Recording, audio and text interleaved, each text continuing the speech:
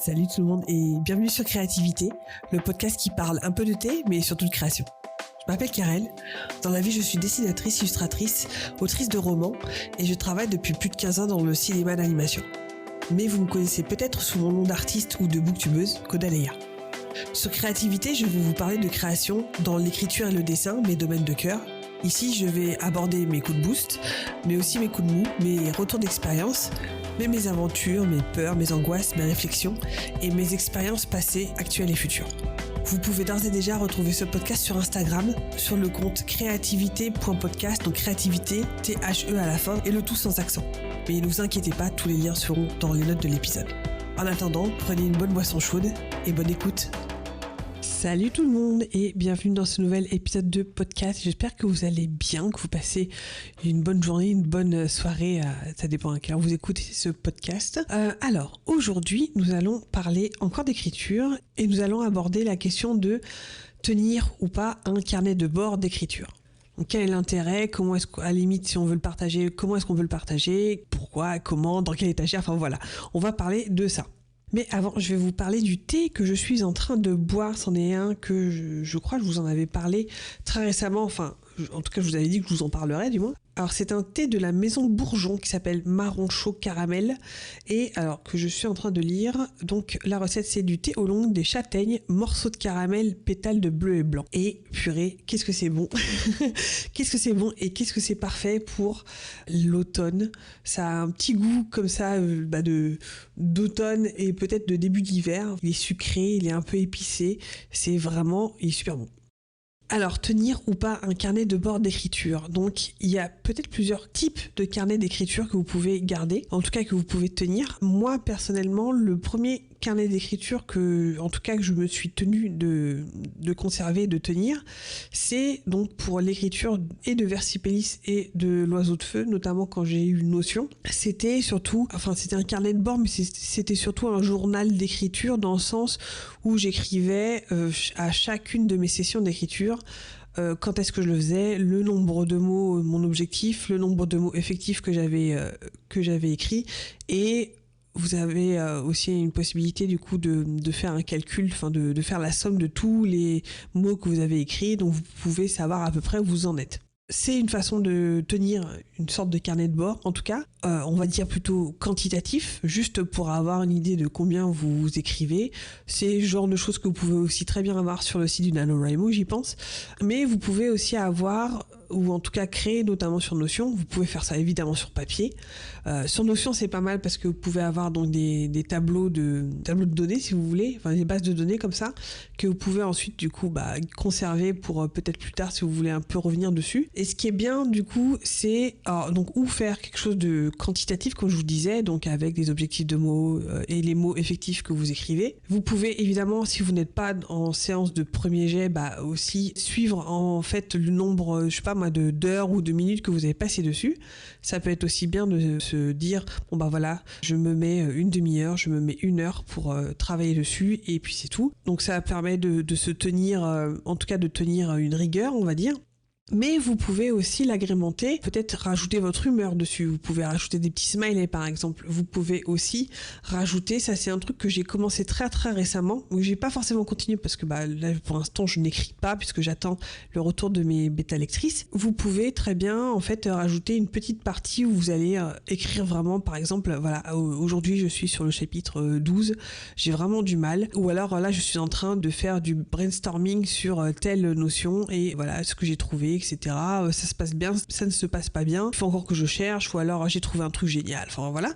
Et juste garder quelque chose comme ça, une espèce de journal de bord, aussi qualitatif on va dire. Et ça c'est quelque chose qui est intéressant pour garder une trace pour soi, comme une espèce de journal intime qu'on a plaisir à peut-être revoir des années plus tard. Et en tout cas peut-être aussi ça me fait penser à ce qu'avait dit dans une de ses vidéos Florian Soulas, je vous mettrai le lien de sa vidéo dans la barre d'infos. C'est aussi de garder une trace pour soi. Quand on a terminé un roman, souvent on se dit ça a été la pire expérience de ma vie, ça a été très très difficile. Et en fait quand on en commence un autre, on se dit mais je sais même plus comment on fait, je sais plus écrire, je ne sais pas comment on écrit un livre. Et ça, en fait on rencontre des difficultés et on se rend compte qu'on a oublié comment c'était le roman d'avant. Et ça peut être pas mal de garder cette trace comme je vous disais, pour soi, pour se dire, ah oui, c'est vrai que sur tel roman que j'avais écrit tant d'années, j'avais bien galéré aussi, donc non, ça va, tout va bien. Et quelque part aussi pour se rassurer. Alors comme je vous disais, ça peut être intéressant d'avoir un carnet d'écriture pour soi, mais ça peut être aussi intéressant pour le partager aux autres. Et ça peut être un partage d'expérience, alors que ce soit donc pour les autres écrivains, pour leur montrer qu'est-ce que ça fait et qu'est-ce que c'est d'écrire. Nous aussi, peu importe à quel niveau de notre carrière entre guillemets on est, ça peut être difficile, il y a des moments de fulgurance, il y a des moments vraiment de difficulté et que c'est normal, que c'est quelque chose qu'on traverse quasiment tous et toutes. Et ça peut être aussi intéressant de partager cette expérience-là pour les lecteurs parce que quelque part ça crée aussi un lien avec les lecteurs. En fait, si vous voulez, ça les inclut dans le narratif de ce roman. Ça veut dire que vous allez les intéresser, ils vont peut-être découvrir petit à petit quelques éléments dont vous allez parler, et il y a un lien qui va se créer, que ce soit avec vous et que ce soit aussi avec ce que vous écrivez, parce que vous avez partagé cette expérience-là et que ça crée du lien.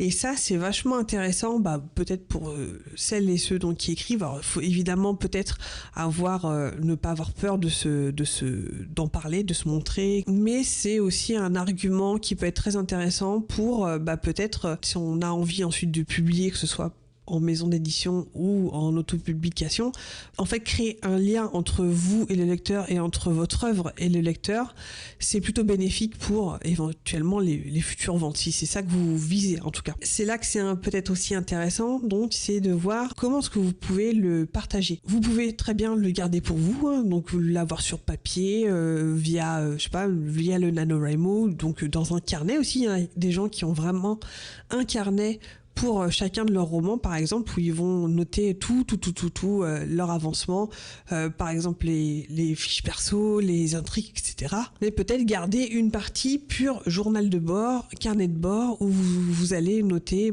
en fait, comme je fais sur Notion, tel jour j'ai écrit tant de mots et ça s'est passé comme ça, etc. Pour ceux qui veulent garder une espèce de trace écrite, on va dire, c'est possible. Vous pouvez évidemment le faire sur Notion, sur Obsidian, sur peu importe sur quel logiciel vous voulez faire, même sur Word, si vous avez envie, ou peut-être si vous utilisez Scrivener, vous pouvez très bien avoir comme ça un onglet ou un dossier carnet de bord pour pouvoir garder cette trace-là. Mais vous pouvez donc, comme je vous disais, peut-être si vous voulez la partager aux autres, c'est ou de tenir un blog, peut-être ça peut être quelque chose de très intéressant de tenir au courant via des articles de blog. Moi d'ailleurs j'en profite maintenant que j'ai refait mon site internet, donc carreclara.fr, où vous avez donc une partie pour le podcast, peut-être que vous connaissez déjà, où il y a tous les épisodes de podcast déjà dessus. Il y a aussi une partie écriture où j'ai rajouté justement une partie blog, où je vais mettre par exemple les carnets de bord que j'ai fait sur YouTube, que vous pourrez aussi retrouver évidemment si ça vous intéresse. Je vous mets les liens dans la barre d'infos, mais vous pouvez aussi donc partager votre expérience par ce biais-là. Donc comme je viens de le dire, vous pouvez aussi le partager par vidéo sur YouTube par exemple, ou peut-être sur Instagram via les Reels. En tout cas les Reels, il y a un côté un petit peu instantané, plus rapide on va dire. C'est peut-être plus intéressant que faire des posts si vous voulez. Vous pouvez le faire par TikTok aussi, toujours pour créer du lien entre vous et vos lecteurs, ou alors vous et les autres écrivains qui vous suivent. Et vous pouvez aussi, comme là par exemple je fais, par podcast, par enregistrement que vous pouvez proposer gratuitement sur le net, etc. Ou peut-être si vous avez un Patreon par exemple, ça peut être aussi un argument que vous pouvez mettre via votre Patreon, votre carnet de bord que vous pouvez poster pour vos patrons en exclusivité, ou alors par exemple leur poster une semaine ou 2 semaines avant, en avant-première. Il y a plein de choses à faire différentes pour partager ou non les carnets de bord d'écriture, en tout cas en tenir. Moi, ce que je vois en tout cas, alors ça prend un petit peu de temps certes, mais je pense que à la longue, c'est hyper important, je trouve, de garder une trace, parce que c'est des choses, en fait, garder une trace de son processus, c'est hyper important pour soi, et je pense que c'est quelque chose qui est aussi très, j'ai le mot en anglais qui vient en tête, c'est valuable, enfin c'est plein de valeurs pour soi, comme je vous disais, mais aussi pour les autres, parce que c'est aussi pour un peu démystifier le processus d'écriture et le processus de création, de montrer comment ça se passe en fait pour nous et comment ça se passe pour les autres, parce que ceux qui n'écrivent pas ou ceux qui consomment, on va dire, votre production littéraire ou même artistique, je pense, montrer comment est-ce qu'on dessine quand on fait des vidéos, ou les timelapses, ou ce qu'on fait via Twitch, quand on montre en fait de A à Z la production d'un dessin, du croquis jusqu'à la phase finale par exemple, c'est un petit aperçu sur le processus de création qui, je pense, est toujours très intéressant, que ce soit pour des gens qui font ou pour des gens qui regardent. En tout cas, moi, j'ai peut-être une question à vous poser parce que je sais que c'est quelque chose que j'avais en fait annoncé dans mon annonce, je crois que c'est l'épisode de 21, je crois, par rapport aux nouveautés qui vont apparaître donc sur le podcast. J'ai une grosse question à savoir si justement ces carnets de bord, c'est ce journal de bord d'écriture. Moi, je l'ai fait notamment par vidéo, donc sur YouTube. Vous pouvez voir les vlogs notamment que j'ai fait tout le long de l'Oiseau de Feu. Je sais que c'est ce que fait, ça je vais réussir à le dire, Floriane Soulas, donc pour là son nouveau projet qu'elle a en cours. On a eu une réflexion, justement une discussion là-dessus sur savoir, en fait tout ce que je viens de vous dire, l'intérêt de garder une trace pour soi et l'intérêt de le partager avec les autres. Moi en tout cas, je me posais la question si je continuais donc ou par podcast, ce qui faisait donc enregistrer peut-être des épisodes de podcast peut-être plus régulièrement, parce que c'est quelque chose qui justement me frustrait dans mon organisation du podcast depuis le début de l'année, c'est que comme je préparais les podcasts très très en avance, des fois j'avais des semaines voire des mois de différence par rapport à, par exemple, il m'arrive un truc là dans l'Oiseau de Feu, j'ai des difficultés, j'aimerais bien en parler et c'est via YouTube que je le faisais et là je suis en train de me demander est-ce que ça vaut le coup que je continue de faire des vlogs YouTube ou est-ce que vous préférez peut-être via podcast. Je pense que je vais faire un sondage que je mettrai sur mon site internet si ça vous intéresse. Je vous mettrai de toute façon les liens dans la barre d'infos. Vous qui écoutez en avant-première sur Patreon, je mettrai le sondage directement sur Patreon. Mais en tout cas, écoutez, si vous voulez peut-être répondre à cette question ou si vous préférez avoir ces retours d'expérience, ces vlogs via les vidéos YouTube ou via des épisodes audio de podcast. Dites-moi si ça vous intéresse et puis peut-être quelle forme vous intéresse et je verrai ce que je vais pouvoir faire parce que de toute façon, niveau écriture, comme je vous disais, moi je suis un petit peu au point mort là. J'ai pas forcément continué, j'ai rien du tout continué d'ailleurs. Je vais remettre les mots dans l'ordre. J'ai rien continué du tout sur Versipéis et comme j'attends le retour des mes bêta lectures pour pouvoir avancer sur les corrections de l'Oiseau de Feu, je suis un petit peu au point mort. Donc voilà, je vous laisse ici donc avec cet épisode. Donc n'oubliez pas si ça vous intéresse d'aller répondre au sondage sur mon site internet. Évidemment, les liens seront dans la barre d'infos. Je vous fais des bisous et je vous dis à la prochaine dans un nouvel épisode. Ciao ciao. Merci d'avoir écouté cet épisode. Si vous appréciez ce podcast, n'hésitez pas à laisser un commentaire sur mes réseaux ou 5 étoiles sur votre application de podcast préférée. Et si vous voulez engager une conversation, vous pouvez d'ores et déjà me trouver sur mes comptes personnels, Instagram, Twitter ou Twitch, sous le nom de Caudaléa, et sur le compte Instagram de ce podcast, Créativité, THE, ou tout sans accent, .podcast. Je vous dis à la semaine prochaine, et d'ici là, créez avec passion. Bye!